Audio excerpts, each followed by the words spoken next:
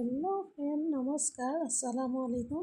আজি মই ডিম আৰু আলু কিধৰণে জুলীয়া তৰকাৰী বনাই আপোনালোকক দেখুৱাম। अस्सलामु आलैकुম। এয়া ধৰক ডিমকেইটা তেলত দি পেলাই অলপমান হাফ ফ্ৰাই কৰি ল'ম।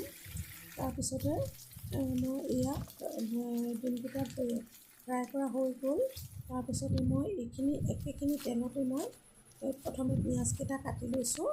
দুটা পিঁয়াজ ডাঙৰ ডাঙৰ দুটা পিঁয়াজ দিছোঁ। পিঁয়াজকেইটা ভাল ধৰণে কাটি পেলাই মই কাটি ল'ম। অকণ মিহি মিহিকৈ পাতলা পাতলাকৈ কাটি ল'ম। কটাৰ পাছতে মই এয়া কেঁচা জলকীয়া দি দিছোঁ। তাৰপাছতে নহৰু আৰু অকণমান আদা ভালকৈ পেষ্ট বনাই পেলাই তেলত পেষ্টটো বনালোঁ। বনাই পেলাই আলুখিনি গুড়ি কৰি পেলাই হাতেৰে এই ধৰণে চামুচ দি ভাঙি পেলাই খুব ধুনীয়াকৈ ভাল ধৰণে ভাঙি দিছোঁ। খুব পানী নাথাকাকৈ তাত ভাঙি দিব লাগে। এই ধৰণে ভাঙি দিয়াৰ পিছতে খুব ভালকৈ ভাজি গৰম পানী দিছোঁ। দি ওপৰতে ডিমকেইটা দি দিছোঁ।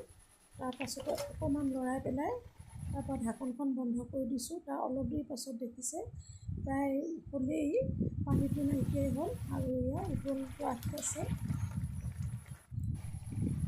এতিয়া হৈ গ'ল। চব কালাৰটো ইমান